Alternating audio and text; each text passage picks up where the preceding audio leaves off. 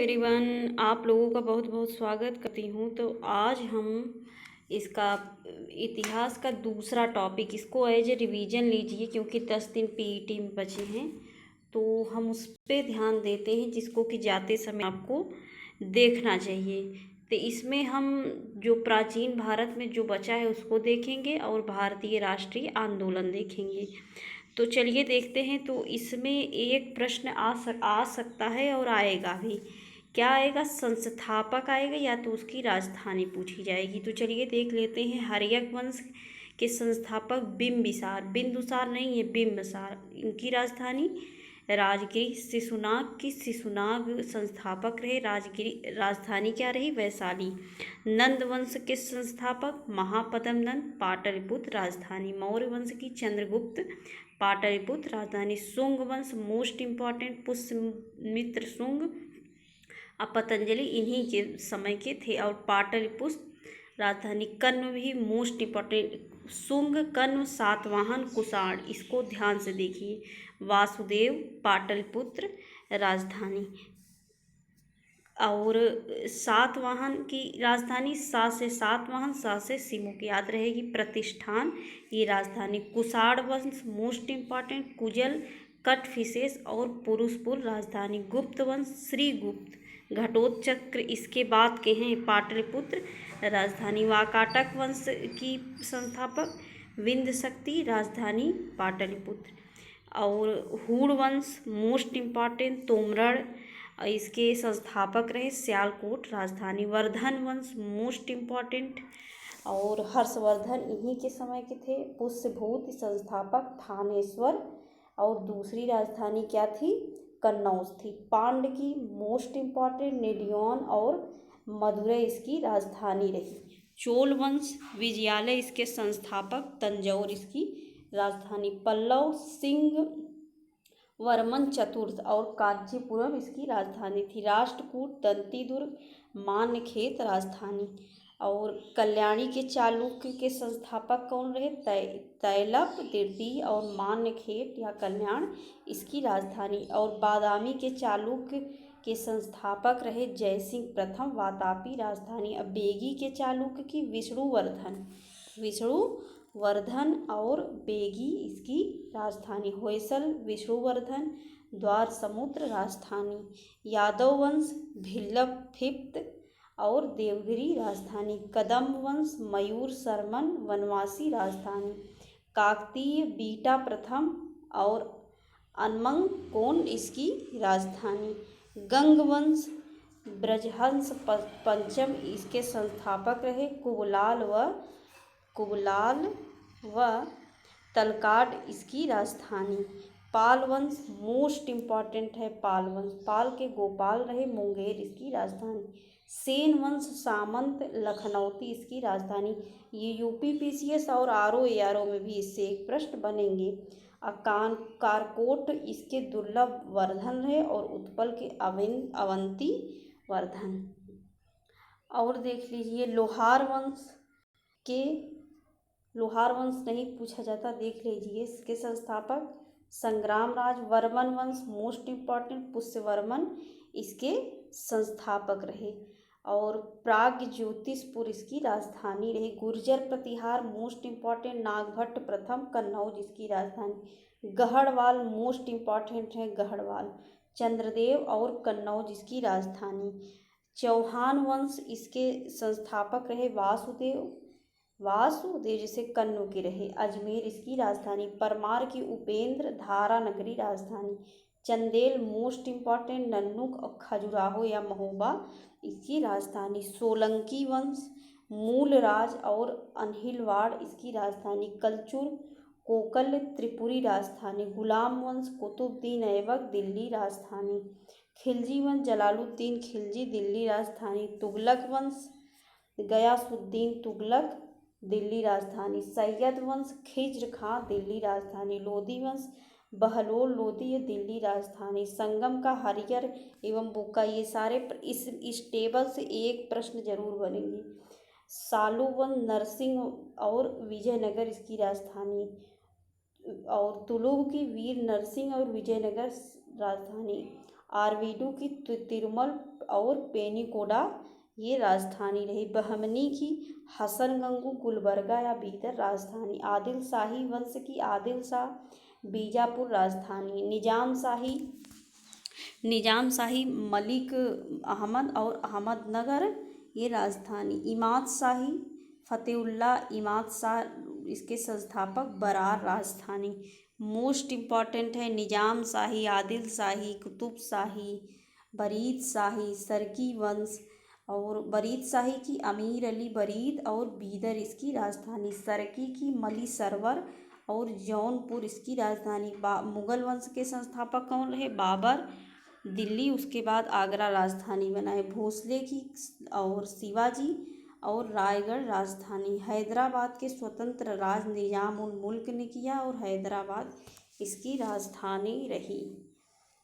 अब हम देखेंगे प्रमुख युद्ध, ये सारे बहुत ही इम्पॉर्टेंट हैं। तराइन का प्रथम युद्ध 1100 देखेंगे यूपी ट्रिपल एससी के प्रीवियस ईयर प्रश्न, तो इन सब से प्रश्न बने हैं। तराइन का प्रथम युद्ध 1191 में पृथ्वीराज ने इसमें मोहम्मद गोरी को हराया। और दूसरे में क्या हुआ कि मोहम्मद गोरी ने पृथ्वीराज को हरा दिया। यहीं से मुस्लिम राज्य शुरू होता है। चंदावर 1194 में मोहम्मद गोरी, क्योंकि पृथ्वीराज तो हार गया है तो मोहम्मद गोरी जयचंद्र को हराया। अब पानीपत की पहली लड़ाई 1526 में हुई। बाबर ने इब्राहिम लोदी को हराया। खानवा जस्ट एक पानी पिया, खाना खाया, उसके बाद चल दिया, घर पहुंचा और 30 में मर जाता है, ऐसे याद कर लीजिए। बाबर ने राणा सांगा को हराया। चंदेरी में बाबर ने मेदिनी राय को हराया। घाघरा 1529 में बाबर ने अफगानों को हराया। चौसा कब हुआ? 1539 में। मोस्ट इम्पॉर्टेंट, शेरशाह ने हुमायूं को हराया। शेरशाह ने हुमायूं को। कन्नौज में 1540 में शेरशाह ने हुमायूं को फिर हराया।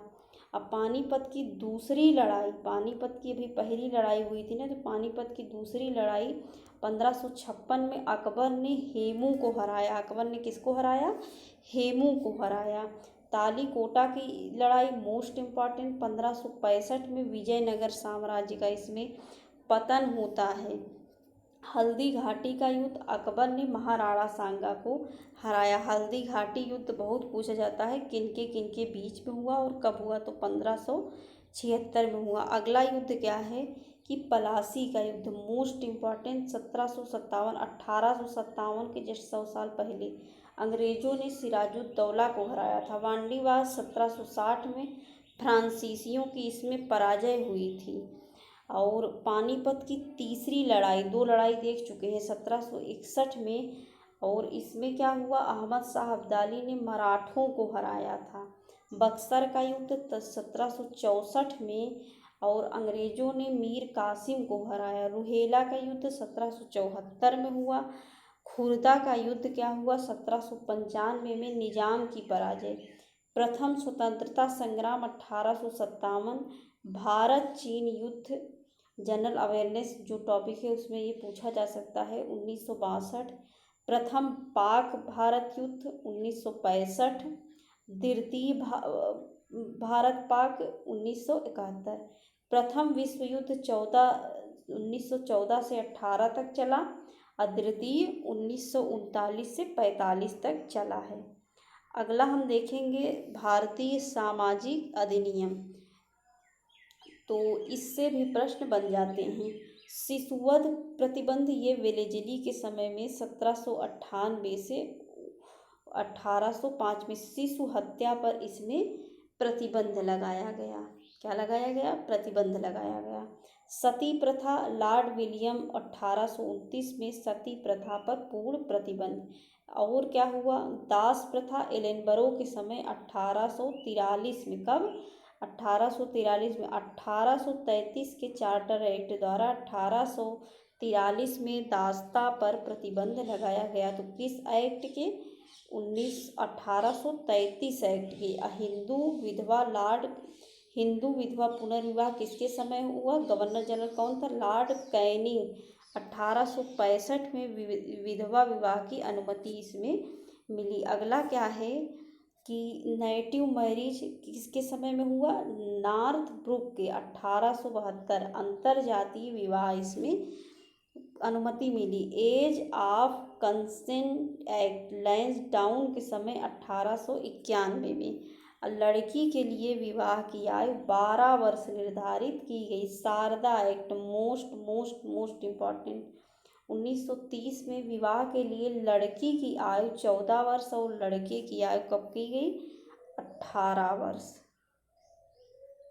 अब हम देखेंगे कि मध्यकालीन जो दिल्ली सल्तनत है मध्यकालीन भारत में है, उससे संबंधित महत्वपूर्ण तथ्य।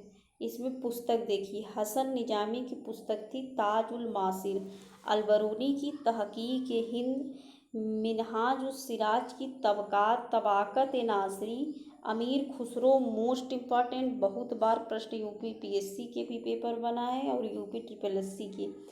नू सिपेहर, किरान उस सादिन, खजान उल फतूह, मिफ्ताह उल फतूह और तुगलकनामा। मोस्ट इम्पॉर्टेंट तुगलकनामा और मिफ्ताह उल फतूह है।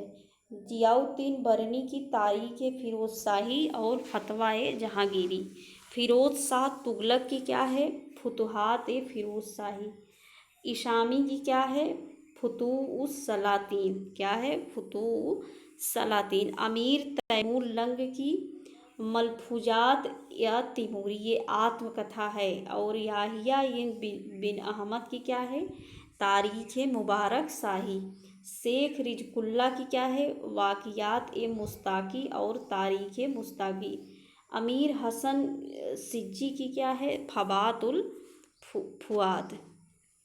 विदेशी यात्रियों का विवरण देख लीजिए, ये भी प्रश्न बनता है कि कहाँ से कौन आया, किसके समय में आया। इब्न बतूता 1333 में मोरक्को का था। कहाँ का था इब्न बतूता, मोरक्को का। किसके समय में आया, तो मोहम्मद बिन तुगलक के समय में आया।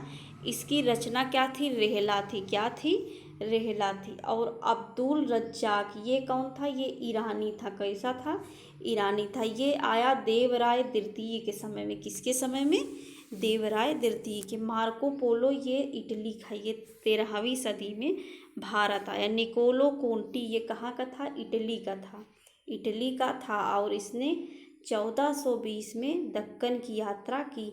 डोमिगोज पायस मोस्ट इम्पॉर्टेंट, ये पुर्तगाली था। और कृष्णदेव राय के समय में, जो कि विजयनगर के शासक थे, उनके समय में ये भारत आया है। बारबोसा ये पुर्तगाली था और इसने विजयनगर के शासन व्यवस्था का विवरण किया है।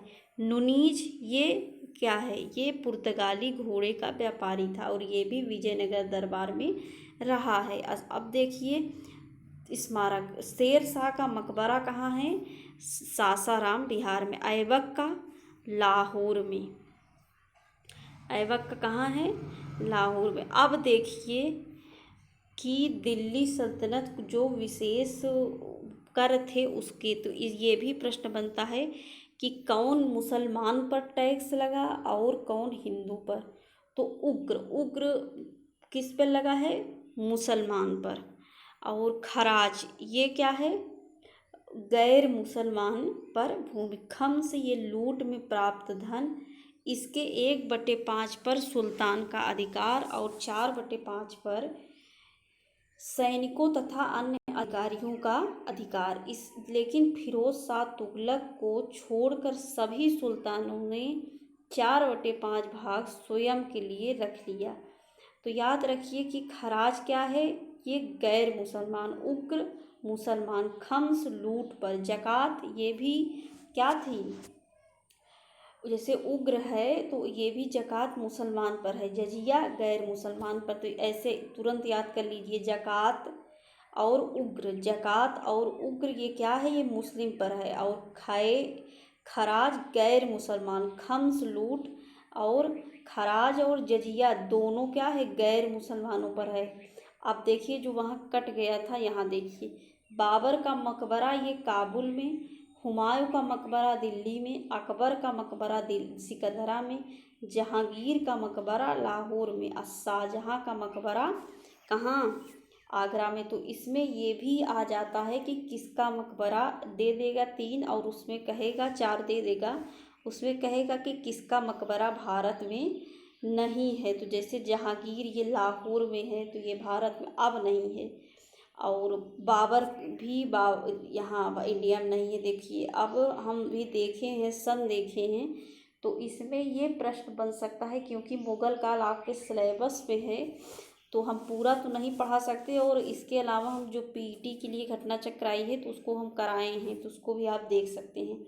तो इसमें बाबर द्वारा लड़े गए प्रमुख युद्ध में हुआ क्या है, किसमें क्या मुख्य बातें रही, उसको देख लेते हैं। तो पानीपत का प्रथम युद्ध 21 अप्रैल 1526 में, डेट भी पूछ लिया जाता है।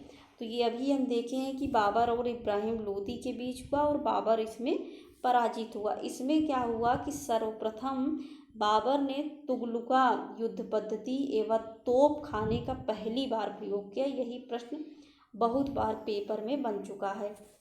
और क्या हुआ, उस्ताद अली कुली एवं मुस्तफ़ा बाबर के क्या थे, तोपची थे। इन्होंने तोपों को सजाने के लिए उस्मानी विधि का प्रयोग किया है। अगला हुआ था 16 मार्च 1527 में खानवा का युद्ध। कौन सा युद्ध, खानवा।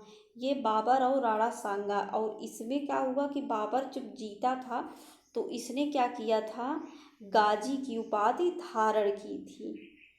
और जिहाद का भी नारा इसी में नहीं, जिहाद चंदेरी में दिया है। चंदेरी 29 जनवरी 1528 में बाबर और मेदिनी राय के मध्य में हुआ। और इसमें मेदिनी राय मारा गया और उसमें जिहाद घोषित किया गया। तो इसलिए ये प्रश्न मोस्ट इम्पॉर्टेंट है कि जिहाद का नारा किस में दिया गया। तो किस में दिया गया, चंदेरी में दिया गया। याद रखिए।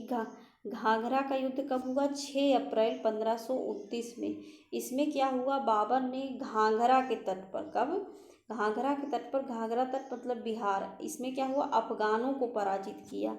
और ये बाबर द्वारा लड़ी गई अंतिम लड़ाई थी। अब आपके सिलेबस में मराठा है तो हम कुछ ले लिए हैं, ऐसे सिर्फ युद्ध ले लिए हैं, आंग्ल फ्रांसीसी का ले लिए हैं। तो प्रथम कर्नाटक युद्ध क्या हुआ कि इसमें वो 1746-48 में हुआ, क्योंकि इससे प्रश्न बने हैं इसलिए इसको हम लिए हैं। तो इसमें क्या हुआ कि एला सापेल की संधि हुई और फ्रांसीसी विजयी हुई। इसमें सन पूछा जाता है और संधि।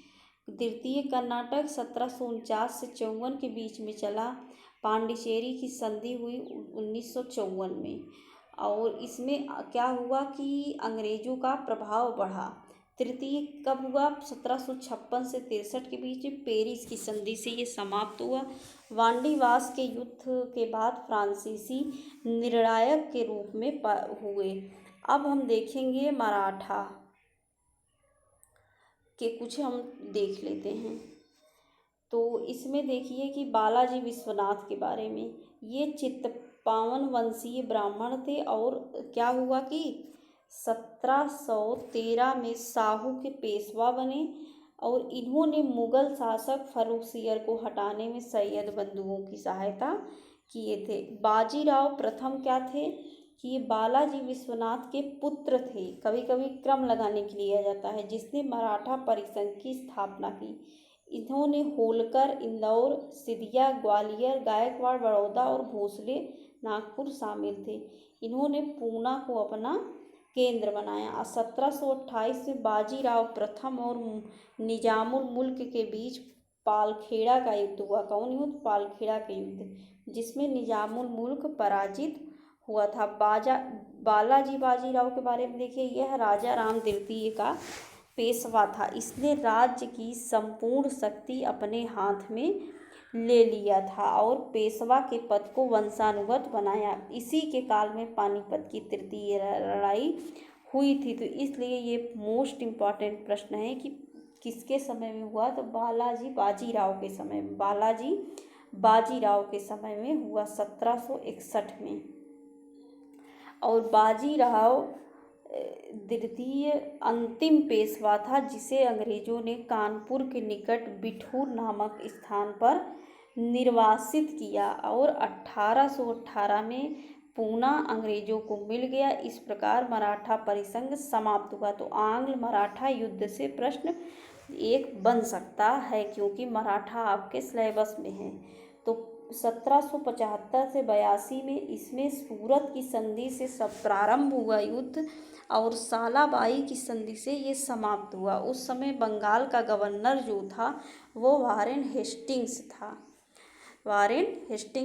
और द्वितीय 1803 से 6 के बीच में बसीन की संधि से ये शुरू हुआ और बाजीराव राजघाट की संधि से समाप्त हुआ और जॉर्ज बारले इसके उस समय गवर्नर थे।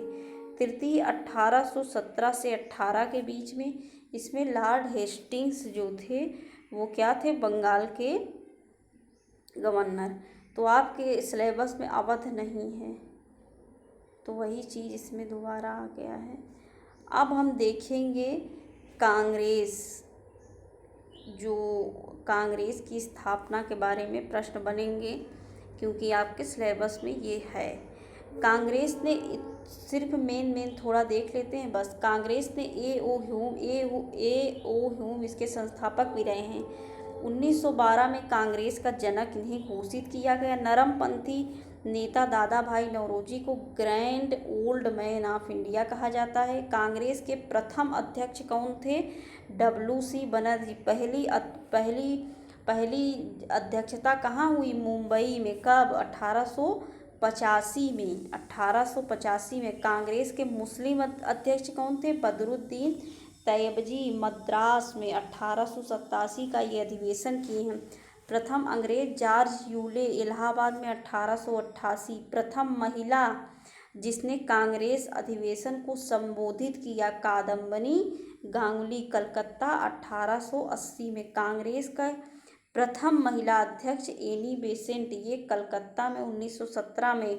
ये कांग्रेस की पूछी जा रही हैं, अगर भारत की पूछी जाएंगी तो सरोजनी नायडू 1925 वाला। सबसे ज़्यादा समय तक अध्यक्ष रहे मौलाना अबुल कलाम आज़ाद। क्यों? क्योंकि उस इतने 40 से 45 समय तक अध्यक्षता ही नहीं हुई।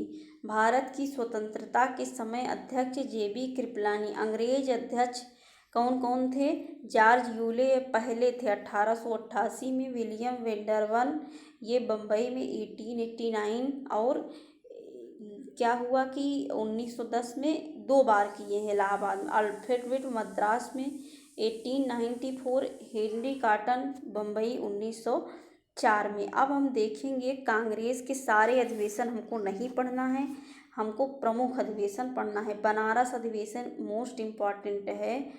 देखिए 1905 में बनारस में हुआ है। 1905 का अधिवेशन कहाँ हुआ है? बनारस में।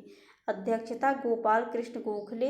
करजन की बंगाल विभाजन की नीति का इसमें विरोध हुआ है और लाला लाजपत राय ने प्रथम बार सत्याग्रह अपनाने की अपील किया है। दूसरा है कलकत्ता अधिवेशन 1906 में। इसमें क्यों ये इम्पॉर्टेंट है? क्योंकि गरम दल और नरम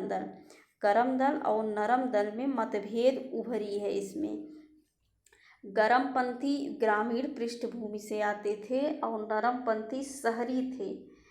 तो गरमपंथी में लाल बाल पाल का नाम याद रखिए, लाला लाजपत राय और बिपिन चंद्र पाल। और तो इसमें क्या है कि नरमपंथी एवं गरमपंथी में विभेद हुआ। और इसमें देखिए कि नरमपंथी रास बिहारी बोस को, गरमपंथी लाला लाजपत राय को कांग्रेस का अध्यक्ष बनाना चाहते थे, लेकिन लास्ट में क्या हुआ, दोनों नहीं बने। दादा भाई नौरोजी अध्यक्षता किए हैं। इसमें कांग्रेस का विभाजन हो गया, उसमें उभरी है, इसमें हो गया। कहाँ हुआ? सूरत अधिवेशन में। इसकी अध्यक्षता किसने किया? लाला लाजपत राय ने नहीं पाए, रास बिहारी बोस ने किया। इसमें कांग्रेस मतभेद हुआ और कांग्रेस में विभाजन हो गया। फिर ये एक होते हैं लखनऊ अधिवेशन में। अंबिका चरण मजूमदार इसकी अध्यक्षता करते हैं। एनी बेसेंट और तिलक के प्रयास से ये एक होते हैं। और याद रखिए कांग्रेस तो पुनः एकीकृत होती ही है। कांग्रेस और मुस्लिम लीग के मध्य भी समझौता हो जाता है, जब इन्होंने इतना अच्छा काम किया है तो याद रखिए इसे कि एनी बेसेंट 1917 जस्ट एक साल बाद अध्यक्षता की है। अगला क्या है, लाहौर। लाहौर इसलिए बहुत ज़्यादा इम्पॉर्टेंट है, जवाहरलाल नेहरू ने किया है क्योंकि पूर्ण स्वतंत्रता का प्रस्ताव पारित कर दिया था और लाहौर के रावी के तट पर 31 दिसंबर 1929 की रात्रि झंडा फहराया गया था। 1931 मोस्ट इम्पॉर्टेंट है क्योंकि इसमें कहा गया कि गांधी मर सकता है लेकिन गांधीवाद नहीं। गांधी इरविन समझौता हुआ, इसकी अध्यक्षता वल्लभ भाई पटेल जी ने किया था। अब देखिए एक त्रिपुरी हुआ 1939 में। इसमें पहले सुभाष चंद्र बोस फिर राजेंद्र प्रसाद। महात्मा गांधी और सुभाष चंद्र बोस के मध्य अध्यक्षता को लेकर काफ़ी गहरा विवाद हुआ और सुभाष चंद्र बोस ने इस्तीफा देकर तभी क्या किए, फॉरवर्ड ब्लॉक की स्थापना किए हैं। इसकी 1938 में हरिपुरा होता है, हरिपुरा में ये अध्यक्षता करते हैं। फिर गांधी फिर एक साल बाद चुनाव होता है तो इनकी इतनी लोकप्रियता हो जाती है कि ये फिर जीत जाते हैं। तो इससे गांधी जी को एक सदमा लगता है क्योंकि वो पट्टाभी सीतारमैया को बनाना चाहते थे। फिर इन्होंने क्या किया कि इस्तीफा दे दिया और एक उनके सम्मान में इस्तीफा दे दिया और फिर क्या हुआ कि ये अपनी एक फॉरवर्ड ब्लॉक की स्थापना की और राजेंद्र प्रसाद अध्यक्षता करते हैं। तो इसको आप लोग याद रखिए। और इन्होंने ही सर्वप्रथम इनको क्या कहा, राष्ट्रपिता, इसको याद रखिए। अब हम प्रमुख संगठन देख लेते हैं। तो लैंड होल्डर्स सोसाइटी 1838 में द्वारका नाथ टैगोर इसके संस्थापक रहे। बंगाल ब्रिटिश इंडिया सोसाइटी ये 1843 में जॉर्ज थॉमसन इसके संस्थापक रहे हैं। ब्रिटिश इंडियन एसोसिएशन राजेंद्र लाल और राधा कामदेव इसके संस्थापक रहे और 1851 में इसमें यही नाम पूछा जाता है कि कौन किससे रिलेटेड है। पूना सार्वजनिक सभा 1867 में MG रनाटे ने किया है। नेशनल इंडियन एसोसिएशन 1867 में मेरी carpenter. Indian society most important है 1872 में आनंद मोहन बोस। इंडियन एसोसिएशन सुरेंद्र नाथ बनर्जी और आनंद मोहन 1876 में। भारतीय राष्ट्रीय कांग्रेस 1883 में सुरेंद्र नाथ बनर्जी। मद्रास महाजन सभा ये 1884 में C राघवाचारी, S अय्यर और क्या हुआ कि P आनंद चार्लू। बॉम्बे प्रेसिडेंसी एसोसिएशन 1885 में फिरोज शाह मेहता, तैलब और तैबजी मोस्ट इम्पॉर्टेंट है बम्बई में। इसकी हम जगह नहीं देखिए पहली चीज़ तो मैक्सिमम कहाँ हुआ है, कलकत्ता में हुआ। लैंड होल्डर्स सोसाइटी ये भी Calcutta. Bengal British India society ये भी कलकत्ता। और क्या हुआ, ब्रिटिश इंडियन एसोसिएशन ये भी कलकत्ता। और ईस्ट इंडिया ये तो लंदन में होगा ही। पूना ये महाराष्ट्र, जगह से ही समझ में आ रहा है। नेशनल इंडिया एसोसिएशन लंदन और इंडियन सोसाइटी ये भी क्या लंदन और इंडियन एसोसिएशन ये कलकत्ता। भारतीय राष्ट्रीय कॉन्फ्रेंस कलकत्ता। मद्रास ये जगह से ही सब समझ में आ रहा है। अब भारतीय राष्ट्रीय कांग्रेस 1885 में A.O. होम इसके संस्थापक रहे। बम्बई में इसकी पहला अधिवेशन हुआ है। सर्वेंट्स ऑफ इंडिया सोसाइटी 1905 में ये मोस्ट इम्पॉर्टेंट है। गोपाल कृष्ण गोखले और बम्बई में हुआ है। होम रूल लीग ये 1916 में एनी बेसेंट और तिलक पूरे। तो इसमें ये प्रश्न बन जाता है कि कौन पहले किया है। तो इसमें अगर आएगा एनी बेसेंट पहले की है कि तिलक, तो आप लोग टिक तिलक पे लगाइएगा। तिलक ने पहले किया है, एनी बेसेंट बाद में। उत्तर प्रदेश किसान सभा 1918 में इंद्र नारायण मालवीय और गौरी शंकर। इंद्र नारायण और मालवीय मदन मोहन मालवीय हैं और गौरी शंकर ये लखनऊ में। भारतीय कम्युनिस्ट पार्टी 1920 में M.N. राय। ताशकंद में अवध किसान सभा 1920 में रामचंद्र और नेहरू जी थे और गौरी शंकर। ये प्रतापगढ़ में हुआ है। अब आपके सिलेबस में मेंशन है कि महात्मा गांधी की बात कही गई है तो हम इस पे फोकस करते हैं। महात्मा गांधी 1869 से 1948 तक का ये रहे हैं। मोहनदास करमचंद गांधी का जन्म 2 अक्टूबर 1869 में पोरबंदर में हुआ था। इनके पिता करमचंद और माता पुतलीबाई थी। विवाह इनका 1883 में 14 साल की उम्र में कस्तूरबा गांधी के साथ हुआ। इनके 4 बच्चे हुए, हरिलाल, रामदास, मणिलाल और देवदास। 1889 से 1891 तक ये इंग्लैंड में रहकर कानून की पढ़ाई की। 1892 में दक्षिण अफ्रीका के एक व्यापारी दादा अब्दुल्ला, प्रश्न पूछा जाता है कि किसकी पैरवी करने के लिए गए थे, पैरवी है दक्षिण अफ्रीका गए थे। दक्षिण अफ्रीका में ही गांधी जी ने क्या क्या किया है इसको देखिए। 1894 में नटाल इंडियन कांग्रेस की स्थापना। 1903 में इंडियन ओपिनियन नामक साप्ताहिक पत्रिका है, ये भी प्रश्न बना है कि कैसी पत्रिका है, तो साप्ताहिक है। और 1904 में फिनिक्स आश्रम की स्थापना की है। 1910 में टॉलस्टॉय फार्म की स्थापना जोहान्सबर्ग में किया है। अब फिर ये भारत आते हैं और तभी ये प्रवासी भारतीय दिवस भी मनाया जाता है 9 जनवरी।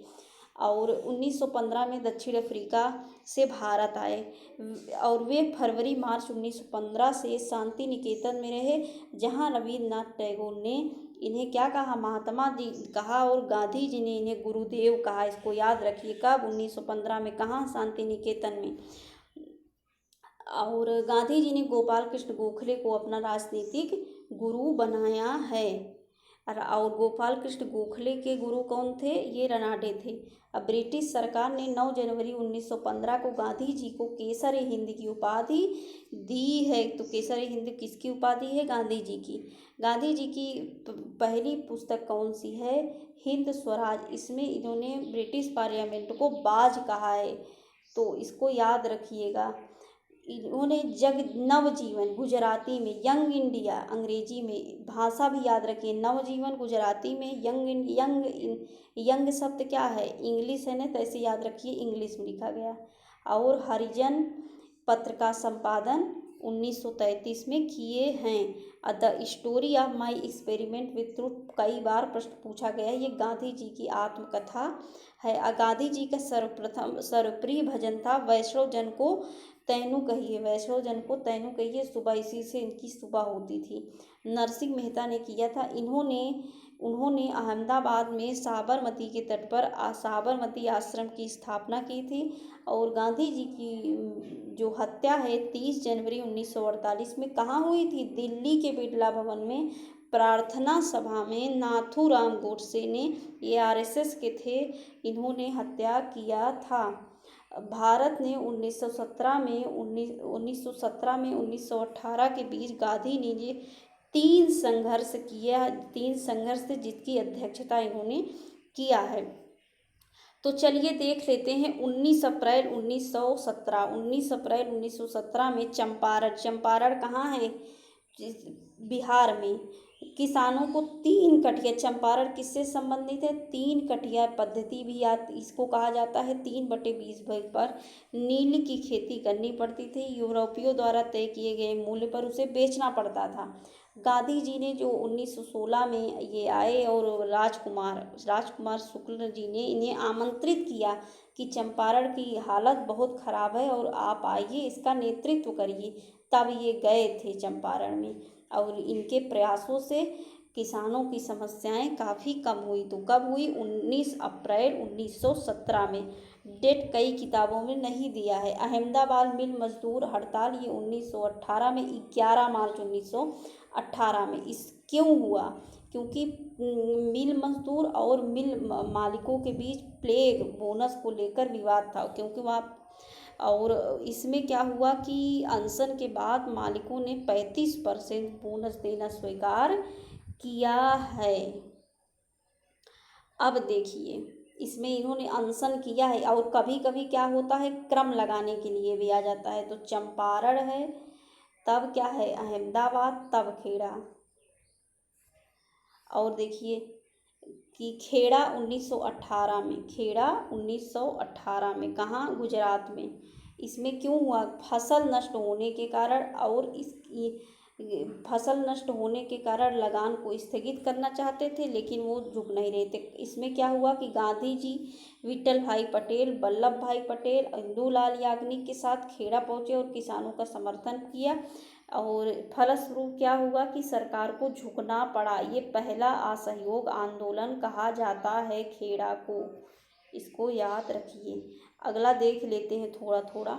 रौलेट एक्ट हुआ, इसमें क्या हुआ कि बढ़ती हुई क्रांतिकारी गतिविधियों को कुचलने के लिए सरकार को रौलेट समिति के सुझावों पर रौलेट एक्ट या the anarchical and revolutionary crime act 1919 बनाया गया। इसमें क्या हुआ कि अंग्रेज सरकार जिसको चाहे बिना मुकदमा चलाए जेल में बंद कर सकती है। इसे बिना वकील, बिना अपील, बिना दलील का कानून कहा गया। स्वामी श्रद्धानंद ने 30 मार्च 1919 को दिल्ली में आंदोलन की कमान संभाली थी। कौन संभाली थी? स्वामी श्रद्धानंद। उसके बाद जलियांवाला बाग हत्याकांड होता है 13 अप्रैल 1919 को, और इसमें क्या होता है, किचलू और सत्यपाल की, या नाम याद रखिए, किचलू और सत्यपाल की गिरफ्तारी के विरुद्ध वैसाखी के दिन शांतिपूर्ण सभा होती है। और इसी में जनरल डायर ने बिना किसी सूचना के गोली चलवा दी थी, जिसमें 1000 लोग मरे थे। मरे तो और लोग थे। और इस हत्याकांड के विरोध में रविन्द्रनाथ टैगोर ने नाइट की उपाधि वापस कर दी। और इसमें सरकार ने हत्याकांड की जांच के लिए हंटर आयोग गठित किया। अब आइए खिलाफत आंदोलन। इसमें भारत के मुसलमान तुर्की के सुल्तान को खलीफा मानते थे, लेकिन ब्रिटिश सरकार ने क्या किया, 5 मई 1920 को संपन्न सीवर्स की संधि द्वारा, कौन सी संधि थी? सीवर्स की संधि थी, तुर्की का विभाजन कर दिया। इसी के लिए 17 अक्टूबर 1919 को खिलाफत आंदोलन मनाया गया। 23 नवंबर 1919 को दिल्ली में खिलाफत आंदोलन का अधिवेशन हुआ। इसकी अध्यक्षता कौन की है? गांधी जी की है। ये सोचे कि हम हिंदू मुस्लिम को एक करके, जबकि इनको धर्म में उस समय नहीं खेलना चाहिए था धर्म के साथ। 20 जून 1920 में इलाहाबाद में हुई हिंदू मुस्लिम नेताओं की संयुक्त बैठक में असहयोग आंदोलन को चलाए जाने का निर्णय लिया गया। असहयोग आंदोलन देखिए 1920 से 22 में चलाया गया। सितंबर 1920 में लाला लाजपत राय की अध्यक्षता, कौन अध्यक्षता किया था? लाला लाजपत राय की अध्यक्षता में कलकत्ता में विशेष अधिवेशन में लाया गया और महात्मा गांधी ने इस प्रस्ताव को स्वयं पेश किया। 1920 में नागपुर अधिवेशन में असहयोग आंदोलन चलाने का प्रस्ताव पारित हुआ। किस अधिवेशन में? नागपुर अधिवेशन में। नागपुर अधिवेशन के समय अध्यक्ष विजय राघवाचार्य थे और नागपुर के प्रस्ताव को CR दास ने प्रस्तुत किया था। गांधी जी द्वारा 1 अगस्त 1920 को शुरू होना था और इसी दिन तिलक की मृत्यु हो गई है। तिलक स्मारक के लिए तिलक स्वराज कोष की स्थापना किया गया। और इसमें क्या हुआ कि गांधी जी ने ब्रिटिश शासन द्वारा जो उपाधियां दी गई थी अभी, तो केसर हिंद, जुलू युद्ध पदक और बोअर पदक लौटा दिए, और जमनालाल बजाज ने राय बहादुर की उपाधि लौटा दी। तो ये पूछा जाता है कि कब लौटाए थे, तो असहयोग में। अविदेशी वस्त्रों की होली जलाए जाने के कारण रविन्द्रनाथ टैगोर ने निष्ठुर बर्बादी किया। तो ये पूछा जाता है कि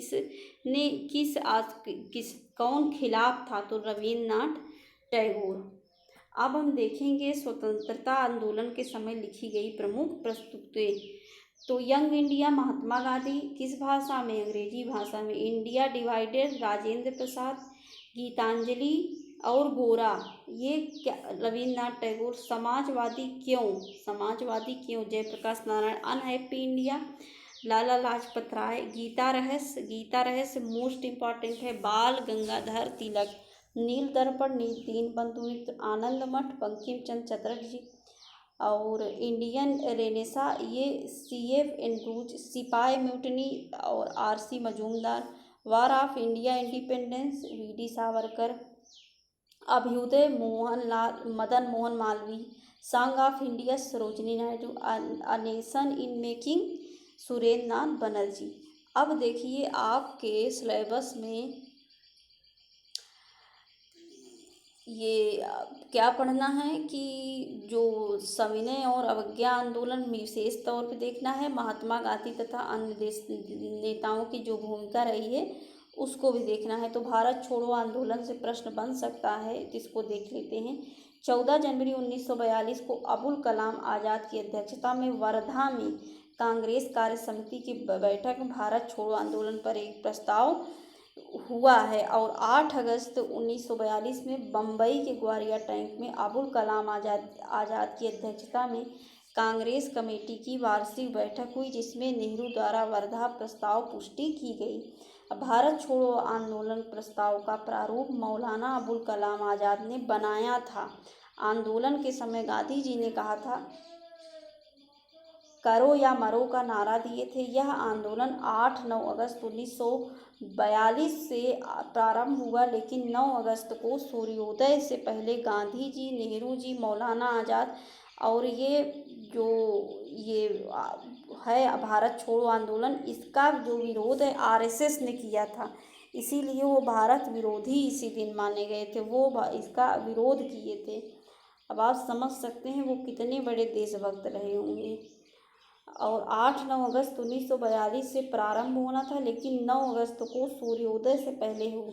गांधी जी, नेहरू जी, पटेल, मौलाना आज़ाद, सरोजनी नायडू आदि को गिरफ्तार कर लिया गया था। गांधी जी को किस जगह रखा गया, तो इसको याद रखिए।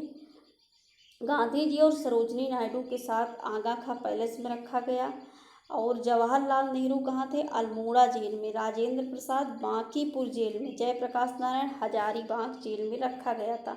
राम मनोहर लोहिया, आपके सिलेबस में स्पेशली तौर पर भारत छोड़ो आंदोलन और आज़ाद हिंद फौज तथा नेताजी सुभाष चंद्र बोस विशेष तौर पर मेंशन है, तो इसको आपको ध्यान से देखना है। राम मनोहर लोहिया, अच्युत पटवर्धन और अरुणा आसफ अली, जयप्रकाश नारायण, ये क्या हुए? हजारीबाग जेल से फरार हो गए और इन्होंने फिर फरार होते हुए भूमिगत रहते हुए आंदोलन का नेतृत्व किया। इसी में उषा मेहता जी का नाम आता है कि 14 अगस्त 1942 को सर्वप्रथम बम्बई से रेडियो प्रसारण किया था। गांधी जी 10 मई 1943 को देश जेल में 21 दिन का उपवास रखे थे। और गांधी जी के साथ कौन था? ये आता है कि भारत छोड़ो आंदोलन के समय वो क्या होता है कि कौन अमेरिकी पत्रकार था, तो लुई फिशर। वो 23 मार्च 1943 को मुस्लिम लीग ने पाकिस्तान दिवस मनाने का निश्चय किया था। कब किया था? 23 मार्च 1943। समानांतर सरकार, इसी में बात आती है, तो इसको भी देख लीजिए। इसको कहा गया तामलुक जातीय सरकार। इसकी स्थापना बंगाल के मिदनापुर जिले में ये उसी के समय 1942 में हुआ है। तामलुक नामक स्थान पर हुआ है। यह एक सशक्त विद्युत वाहिनी का गठन हुआ है। इसमें बलिया में चित्तू पांडे ने समानांतर सरकार स्थापित किया है और सतारा में वाई चन्हाड़ और नाना पाटिल ने स्थापना किया। कहाँ क्या उन किया है, इसको याद रखिए। चित्तू पांडे सबसे ज़्यादा पूछा जाता है, बलिया वाला।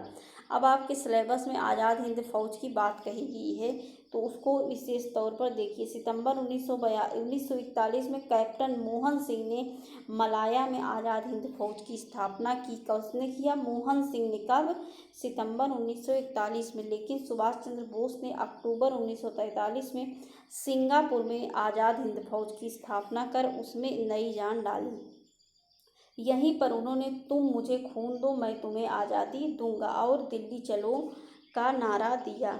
जुलाई 1944 को आज़ाद हिंद रेडियो के प्रसारण में बोस ने गांधी जी को राष्ट्रपिता कहकर संबोधित किया। और वर्ष 2012 में सूचना के अधिकार में पूछे गए प्रश्नों के उत्तर में यह ज्ञात हुआ कि भारत सरकार द्वारा महात्मा गांधी को राष्ट्रपिता की आधिकारिक उपाधि नहीं दी गई है।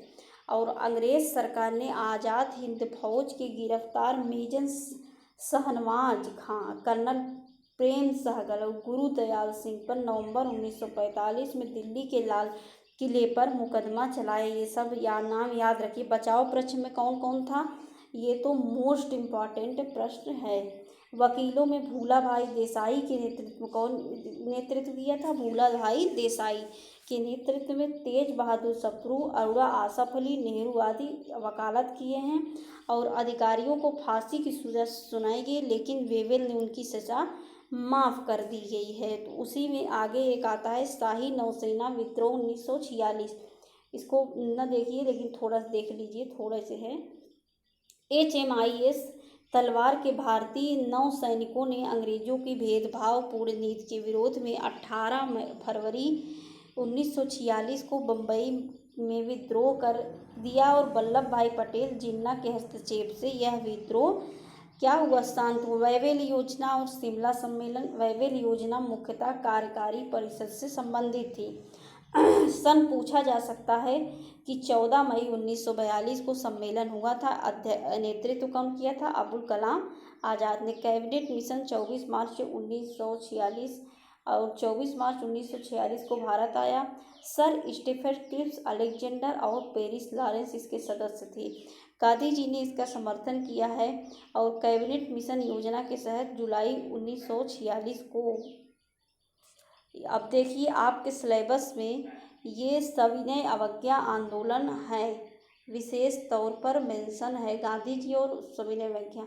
तो देखिए फरवरी 1930 में साबरमती आश्रम में कांग्रेस की बैठक में सविनय अवज्ञा आंदोलन की बागडोर गांधी जी को सौंपी गई। गांधी जी ने यंग इंडिया के माध्यम से वायसराय के समक्ष 11 सूत्री शर्त रखी। दांडी यात्रा, ये 12 मार्च 1930 को अपने 78 अनुयायियों के साथ साबरमती आश्रम से दांडी तक 345 दिन की यात्रा किए। 6 अप्रैल 1930 को दंडी में नमक कानून का उल्लंघन किया और देश भर में यह आंदोलन शुरू हो गया। तमिलनाडु में सी राजा गोपालाचारी और तिरुचिरापल्ली से वेदारण्यक तक नमक की यात्रा की। उत्तर पश्चिम में क्या हुआ? उत्तर पश्चिम सीमा प्रांत में आंदोलन का नेतृत्व खान अब्दुल गफ्फार खान, इन्हें सीमांत गांधी भी कहा गया। इनके नेतृत्व में खुदाई खिदमतगार या लाल कुर्ती आंदोलन चलाया गया। तो पूछा जाता है कि लाल कुर्ती आंदोलन किससे संबंधित है? सविनय अवज्ञा आंदोलन से। उन्हें पख्तून नामक पत्रिका का प्रकाशन किया। कौन सी पत्रिका थी? पख्तून। मणिपुर और नागालैंड में यदुनाग नागा ने नेतृत्व किया और जियालरंग आंदोलन चलाया। बाद में रानी गैडिनल्यू ने इसका नेतृत्व किया। 4 मई की रात को गांधी जी को गिरफ्तार कर यरवदा जेल को भेजा गया। कब? सविनय अवज्ञा के समय। गांधी जी के गिरफ्तारी के बाद सरोजनी नायडू और इमाम साहब ने धरसना, कहाँ? महाराष्ट्र में नामक स्थान पर नमक कारखाने पर धावा बोला। पुलिस के अत्याचार को देखकर अमीरी पत्रकार अभी लुई थे, अब उसके भारत छोड़ो आंदोलन के समय। इसमें कौन है? मिलर हैं। कहे थे कि मैंने इतना कष्टदायक अत्याचार कभी नहीं देखा है। इस आंदोलन के समय बच्चों की क्या थी? वानर सेना, लड़कियों की मंजरी सेना का गठन हुआ था। अब इसी में प्रथम गोलमेज सम्मेलन होता है। या गोलमेज सम्मेलन 30, 31, 32 ऐसे याद कर लीजिए। 3 हुआ था और तीनों में अम्बेडकर जी तीनों में भाग लिए थे। तो इसमें 12 नवंबर 1930 से इसमें मदन मोहन मालवीय भी गए थे तीनों में, बट वो अपने पैसे से गए थे और ये भारत के पैसे से गए थे। कौन? अम्बेडकर जी। तो प्रथम गोलमेज, इसीलिए इनका नाम टिक लगता है मदन मोहन मालवीय, क्योंकि वो अपने पैसे से गए थे। प्रथम गोलमेज सम्मेलन 12 नवंबर 1930 से 19 जनवरी 1931 तक। भारत का 89 सदस्यीय प्रतिनिधिमंडल वायसराय ऑफ इंडिया नामक जहाज से सम्मेलन में भाग लेने के लिए लंदन गया। इस सम्मेलन का उद्घाटन जॉर्ज पंचम की अध्यक्षता में रैमजे मैकडोनाल्ड ने किया था और कांग्रेस इसमें भाग नहीं लिया था। और फिर इसी के बाद होता है गांधी इरविन समझौता 5 मार्च 1931 को। इसे दिल्ली समझौता भी कहा गया। M.R. जयकर, तेज बहादुर सप्रू और श्रीनिवास शास्त्री के प्रयासों से गांधी इरविन समझौता होता है। इस समझौते के अंतर्गत सब इसी से जुड़ा है, सविनय से, इसीलिए इसको हम देख रहे हैं। सविनय अवज्ञा आंदोलन स्थगित होता है और भारतीयों को नमक बनाने का कानून अधिकार मिल जाता है। और गांधी जी दूसरे गोलमेज सम्मेलन में जाने का निश्चय करते हैं और कराची में कांग्रेस के विशेष अधिवेशन में, जिसकी अध्यक्षता कौन किया था, वो वल्लभ भाई पटेल जी ने किया था, गांधी इरविन समझौते को स्वीकार किया। सरोजनी नायडू ने यही कहा था गांधी इरविन को, दो महात्मा किसको, गांधी और इरविन को। अब दूसरा गोलमेज सम्मेलन होता है, इसमें गांधी जी जाते हैं और आपके सिलेबस में गांधी जी की विशेष चर्चा की गई है। दूसरा गोलमेज सम्मेलन 7 सितंबर 1931 से 1 दिसंबर 1931 तक। इसके एकमात्र प्रतिनिधि कौन थे, गांधी जी। वे कौन से जहाज से जाते हैं ये भी याद रखिए, SS राजपूताना से जाते हैं लंदन। और गांधी जी लंदन में किंग्स हॉल में प्रवास करते हैं। इस सम्मेलन सांप्रदायिक समस्या पर विवाद के कारण पूरी तरह से ये असफल रहा। अब देखिए अभी तक गांधी इरविन जो समझौता हुआ तो उसमें क्या हुआ कि सविनय अवज्ञा आंदोलन स्थगित हो गया, लेकिन ये द्वितीय गोलमेज सम्मेलन में जाते हैं, वहाँ बात बनती नहीं, इसलिए वो कहते हैं कि अब हम फिर करेंगे। तो द्वितीय सविनय अवज्ञा आंदोलन 1932 से 34 के मध्य होता है, इसको याद रखिए। भारत आकर गांधी जी ने लॉर्ड वेलिंगटन से मिलना चाहा, लेकिन वायसराय ने मिलने से मना कर दिया। 4 जनवरी 1932 को आंदोलन शुरू होने के कुछ ही घंटों में गांधी शुरू भी नहीं ऐसे हुआ कि आज 4 जनवरी है, शुरू होना है तो सुबह ही शुरू होने से पहले ही गांधी, नेहरू, गफ्फार खां आदि नेताओं की गिरफ्तारी कर ली गई और कांग्रेस को गैर कानूनी संस्था घोषित कर दिया गया। अब देखिए, देख लेते हैं इसको भी, क्योंकि अब मॉडर्न हिस्ट्री भी तो आपकी 5 नंबर की आएगी। सांप्रदायिक पंचायत 1932 में उस समय कौन प्रधानमंत्री था, ब्रिटिश का मैकडोनाल्ड ने 16 अगस्त 1932 में सांप्रदायिक पंचायत की घोषणा किया। इसमें क्या हुआ कि पृथक निर्वाचन पद्धति को दलित वर्गों पर भी लागू किया गया। इसी में क्या होता है कि पूना समझौता होता है गांधी और अंबेडकर के मध्य 1932 में। 20 सितंबर 1932 में आवरण अनशन पर गांधी जी बैठ जाते हैं। मदन मोहन मालवीय, राजगोपालाचारी, राजेंद्र प्रसाद के प्रयासों से 24 सितंबर 1932 में पूना समझौता होता है। किसके मध्य होता है, इसको याद रखिए, भीमराव अंबेडकर और गांधी जी के मध्य। इसमें होता क्या है कि दलित वर्ग के लिए 71 जो सीट थी उसे क्या कर दिया गया, 147 सीट, और केंद्रीय विधानमंडल में दलित वर्ग के लिए 18% सीट आरक्षित की गई। अब देखिए तृतीय गोलमेज सम्मेलन, इसको सिर्फ कुछ नहीं याद करिए, यही याद करिए कि तेज बहादुर सप्रू और अंबेडकर और मदन मोहन मालवीय तीनों लोग हिस्सा लिए थे, लेकिन सब लोग अपने अपने पैसे से गए थे, व्यक्तिगत तौर पर गए थे, और इसमें अंबेडकर का ही नाम आता है और इन्हीं पे चिन्ह लगाना है।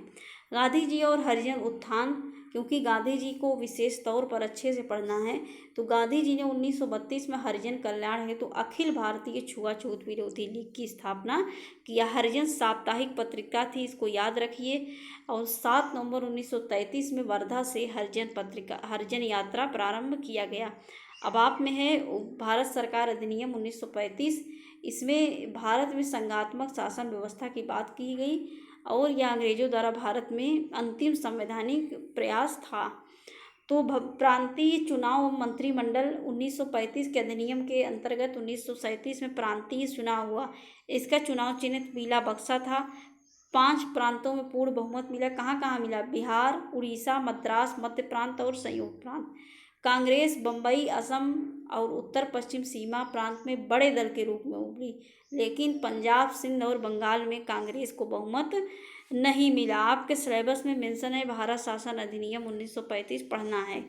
तो 1935 का शासन अधिनियम 1920 से लेकर 1935 तक राष्ट्रीय आंदोलन का परिणाम था। यह विधेयक 2 सितंबर 1935 को पारित हुआ था। प्रस्तावना रहित प्रस्तावना नहीं, याद रखिए, प्रस्तावना रहित यह अधिनियम ब्रिटिश शासन संसद के इतिहास का सबसे बड़ा और सबसे जटिल प्रलेख था। इसमें 14 भाग, 10 परिशिष्ट, 321 धाराएं और 10 अनुसूचियां थी। भारत का वर्तमान संवैधानिक ढांचा बहुत हद तक इसी पर आधारित है। इस अधिनियम की सबसे उल्लेखनीय विशेषता ये रही है कि ब्रिटिश प्रांतों तथा संघ में शामिल होने के लिए तैयार भारतीय रियासतों का अखिल भारतीय संघ बनाने का प्रावधान। प्रांतों को द्वैध शासन व्यवस्था समाप्त किया गया। याद रखिए कि प्रांत में समाप्त करके इसे केंद्र में लागू किया गया है और प्रांतों में पूर्ण उत्तरदायी सरकार बनाई गई। द्वैध शासन की व्यवस्था अब केंद्र में लागू होगी। तो ये प्रश्न कई बार बन चुका है। सुरक्षा, वैदेशिक संबंध और धार्मिक मामलों को गवर्नर जनरल के हाथों में केंद्रित किया गया और अन्य मामलों को गवर्नर जनरल की सहायता से मंत्रिमंडल की व्यवस्था की गई। संघीय न्यायालय की स्थापना की गई जिसके विरुद्ध अपील प्रिवी काउंसिल और लंदन में की जा सकती थी। इस अधिनियम के द्वारा बर्मा को भारत से अलग किया गया। उड़ीसा तथा सिंध दो नए प्रांत बनाए गए। सांप्रदायिक निर्वाचन पद्धति का और अधिक विस्तार हुआ और प्रधानमंत्री मंत्री शब्द जैसे 1935 के अधिनियम से ही आए हैं। तो आज हमने भारतीय इतिहास और भारतीय राष्ट्रीय आंदोलन, ये जो 10 नंबर के आने थे, तो एज ए रिवीजन हमने सब कुछ समेटने का प्रयास किया है। तो इस वीडियो को आप लोग अगर स्पीड फास्ट कर लेंगे तो 35 मिनट में देख लेंगे। तो वीडियो देखने के लिए बहुत बहुत धन्यवाद। इसको अपने मित्रों तक, जिसको पीईटी देना है तो इसको अपने मित्रों तक शेयर करिए। दूसरों का भला चाहेंगे तो आपका भी भला होगा। और आपको किस चीज़ पर भी, किस टॉपिक पर वीडियो चाहिए तो इसको भी आप लोग कमेंट बॉक्स में हमको बता सकते हैं। तो आज के लिए बस इतना ही। कल हम एक नए टॉपिक के साथ मिलते हैं और हर टॉपिक पर 1-2 वीडियो हम जो मोस्ट इम्पॉर्टेंट है और 10 दिनों में उसमें आँख के सामने से गुजरना चाहिए उसको, तो उसको हम लेके आएंगे। तो thanks for watching this video.